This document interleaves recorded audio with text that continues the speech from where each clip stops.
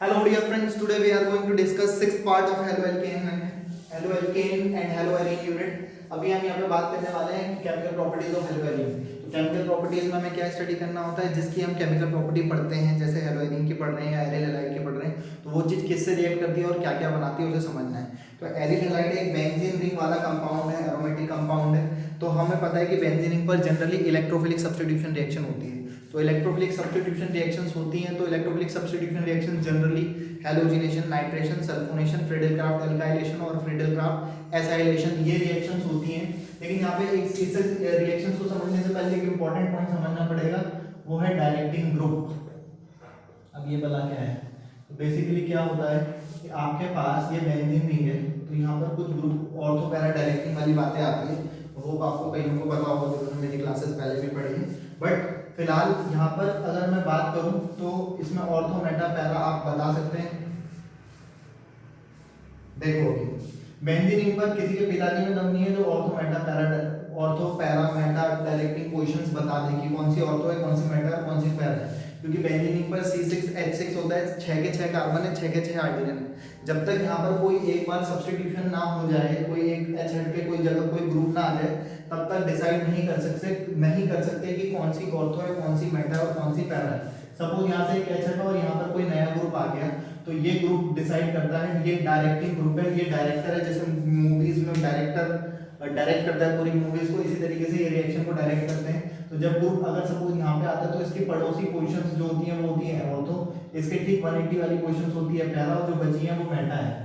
अब अगर suppose C6H6 था और रिएक्शन इस पोजीशन पे ना होकर के यहाँ हुई होती है और ग्रुप यहाँ पे लगा हो, तो इसकी पड़ोसी ये वाली है, तो ये है ऑर्थो, 180 वाली पैरा और बची हुई पोजीशंस मेटा। अगर ग्रुप यहाँ पे लगा हुआ होता तो पड़ोसी वाली ऑर्थो, ये अपोजिट वाली पैरा और बची हुई पोजीशंस मेटा। तो इस तरीके से ऑर्थो मेटा पैरा डिसाइड किए जाते हैं। अगर ग्रुप यहाँ होता तो इसके पड़ोसी ग्रुप्स ये हैं, पड़ोसी पोजीशंस ये हैं, तो ये ऑर्थो, ये 180 वाली पैरा और ये मेटा। इस तरीके से ortho Meta para positions decide करते हैं।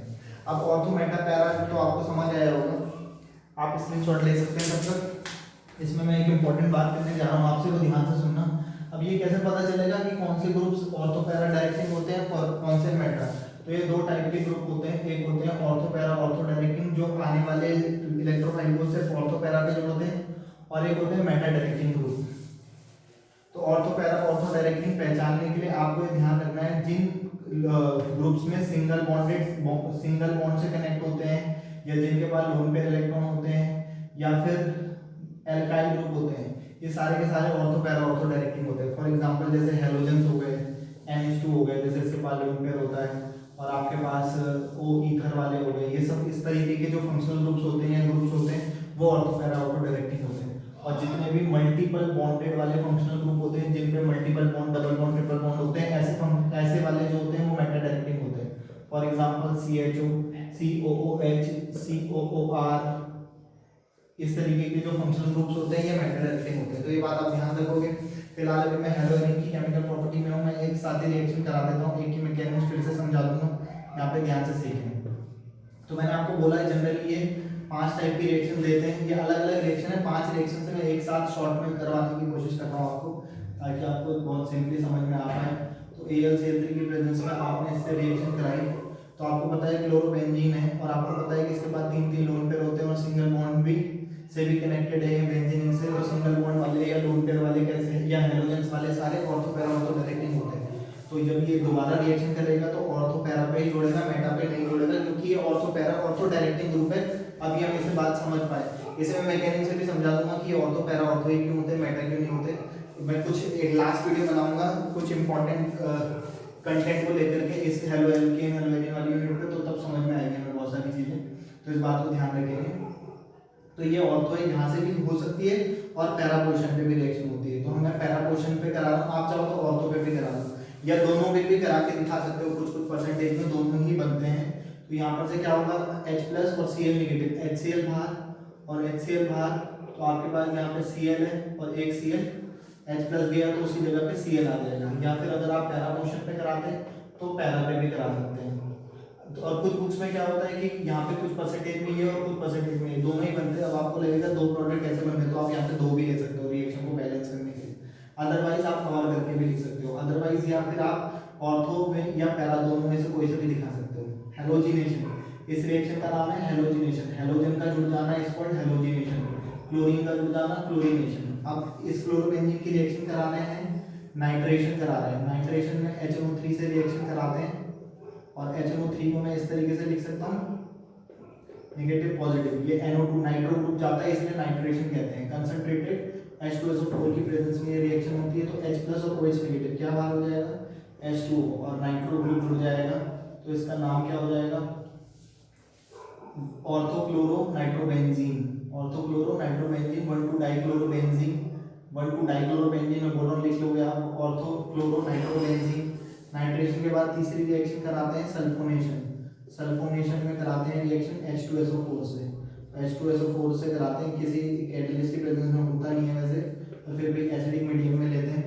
H+ और OH नेगेटिव बाहर निकलता है और यहाँ पर जो रिएक्शन होती है वो होती है आपके पास यहाँ पे Cl है और ये है SO3 है, ये बड़ा फंक्शनल ग्रुप है तो orthochloro benzene sulphonic acid. Orthochloro benzene sulphonic acid मैं लिख नहीं रहा हूँ, आप लोग नोट कर लेंगे। चौथी रिएक्शन सल्फोनेशन के बाद आती है Friedel Crafts alkylation. Friedel Crafts alkylation, alkylation में एल्काइल ग्रुप का जुड़ जाना। मिथाइल क्लोराइड से रिएक्शन कराई, एल्काइल हैलाइड है एनहाइड्रस AlCl3 की प्रेजेंस में ये रिएक्शन होती है तो H+ और Cl नेगेटिव बाहर हो जाएगा HCl और आपके पास मिथाइल ग्रुप जुड़ जाएगा तो Cl और ये CH3। ये प्राइमरी होते हैं, ये सेकेंडरी तो छोटे बच्चे हैं तो ऑर्थो मिथाइल और बाकी आप क्लोरोबेंजीन जो इसका नाम है वो नोट कर सकते हो। एक लास्ट सेक्शन में आपको यहाँ पे मैं एक्सप्लेन कर रहा हूँ, फिफ्थ वाली फ्रिटिल क्राफ्ट एसाइलेशन। एसाइलेशन में एसिटिल क्लोराइड से रिएक्शन कराते हैं। एसिटिल क्लोराइड क्या होता है CH3 C double bond O Cl, ये है एसिटिल क्लोराइड। ये रिएक्शन होती है एनहाइड्रस AlCl3 की प्रेजेंस में और ये टूटेगा पॉजिटिव नेगेटिव तो H+ यहाँ से और Cl नेगेटिव क्या बाहर हो जाएगा HCl और यहाँ पर आ जाएगा आपके पास Cl और COCH3 कीटोन वाला ग्रुप है ये प्रीफिक्स का नाम करेगा क्लोरीन तो ऑर्थोक्लोरो क्योंकि ये फंक्शनल ग्रुप है ऑर्थोक्लोरो। इसका नाम एसीटोन होता है CH3COCH3 का, उसी पे एसीटो फिनाइल पे कीटोन है तो एसीटोफिनॉल इसका नाम हो जाएगा। तो आप लैंग्वेज लिखनी हो तो ये 5 केमिकल रिएक्शंस हो गई। एक ही मैकेनिज्म समझा दूंगा, बाकी जनरली आप उसी तरीके से मैकेनिज्म कर सकते हैं। तो यहाँ पे Cl पॉजिटिव आता है, यहाँ पे NO2 पॉजिटिव अटैक करने के लिए आता है, यहाँ पे SO3H आता है, यहाँ पे CH3 पॉजिटिव आता है अटैक करने के लिए, यहाँ पर CH3CO एसाइल ग्रुप आता है। तो in the presence of anhydrous in the presence of AlCl3 chlorobenzene react with chlorine and form 1,2 dichlorobenzene. In the presence of concentrated H2SO4 chlorobenzene react with HNO3 and form orthochloronitrobenzene. In the presence of in acidic medium chlorobenzene react with H2SO4 sulfuric acid and form orthochlorobenzene sulfonic acid. In the presence of anhydrous AlCl3 chlorobenzene react with methyl chloride alkyl halide and form orthomethyl chlorobenzene. इस तरीके से फ्रिटिल Crafts acylation की language भी लिख सकते हैं। अभी हम बात करते हैं किसी भी एक रिएक्शन की मैकेनिज्म पे। जनरल मैकेनिज्म समझाऊंगा मैं आपको और जनरल समझाने के बाद आपको समझना है, ध्यान से सुनना है। तो आपको पास वो जब समझ आ जाएगा तो उसके बेसिस पर मेटा पोजीशन पे रिएक्शन नहीं हुई वो अभी उसको भी क्लियर कर लेंगे बाद में। लास्ट वाली वीडियोस में मैं बहुत सारे कॉन्सेप्ट क्लियर करूंगा आप लोगों को, तो वो ध्यान से देखना। फिलहाल मैं यहाँ पे मैकेनिज्म बता देता हूँ आपको किसी की भी। यहाँ पे आपके पास ये बेंजीन नहीं है, क्लोरोबेंजीन है सपोज, इसकी मैकेनिज्म करनी है तो आपने इसका कोई किसी भी पहले स्टेप में कोई किसी भी ग्रुप से रिएक्ट कराई क्योंकि आपको पता है पॉजिटिव में टूटेगा ही नेगेटिव में, तो पॉजिटिव वाला प्लस वाला ही यहाँ पे अटैक करता है तो H+ और Nu नेगेटिव HNu बाहर हो जाएगा और आपके पास यहाँ आकर के इलेक्ट्रोफाइल कोई भी इलेक्ट्रोफाइल जुड़ जाएगा।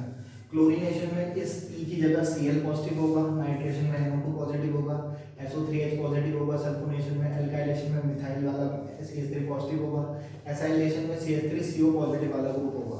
तो आप इस तरीके से ये जनरली E लिख करके मैं बता रहा हूँ, आप लोग समझ सकते हो। तो ये 3 स्टेप में होती है जैसे मैंने अभी बताया भी था पहले।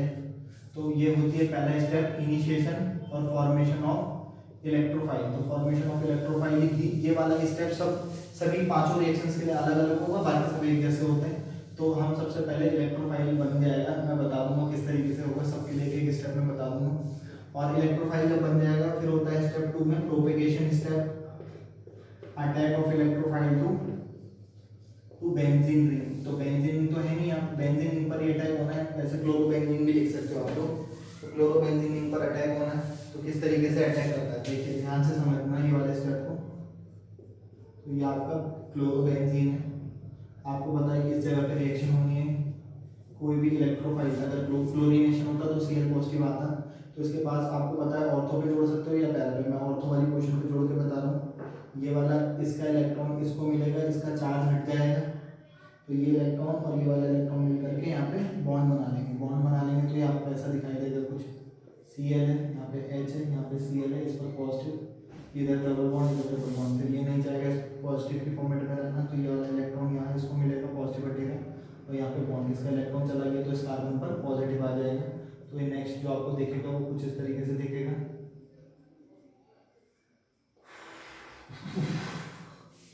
फिर नेक्स्ट देखते हैं ये वाला बॉन्ड एक्चुअली किधर से, तो ये नेक्स्ट इस तरीके से दिखेगा, Cl है यहाँ पे H Cl और ये बॉन्ड इधर, ये वाला बॉन्ड इधर और इस पर पॉजिटिव, तो इसे कहते हैं तुम्हारा एरिनियम आयन, एरिनियम आयन।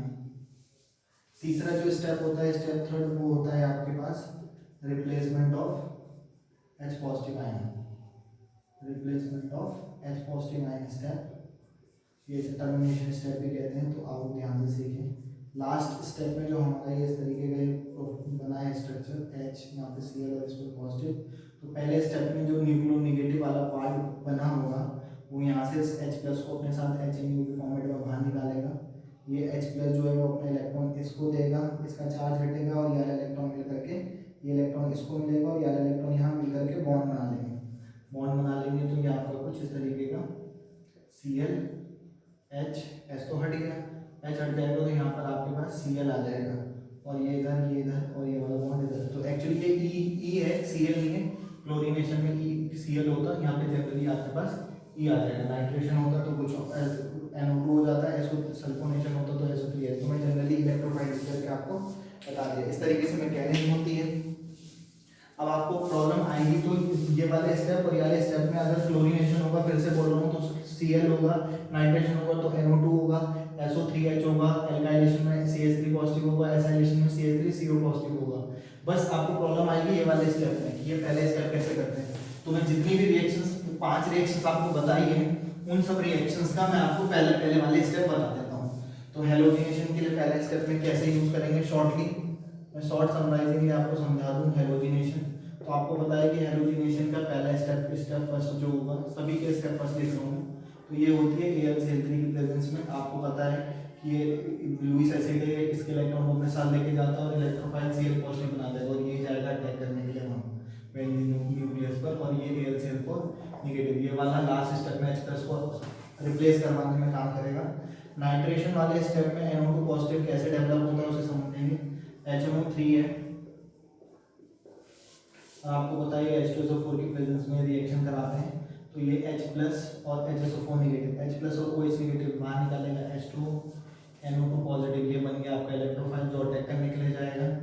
और आपके पास बचा हुआ स्टेप HSO, बचा हुआ जो सब ये ग्रुप है HSO4 नेगेटिव, ये लास्ट स्टेप पे रिप्लेसमेंट करेगा। नाइट्रेशन के बाद आता है सल्फोनेशन का पहला स्टेप।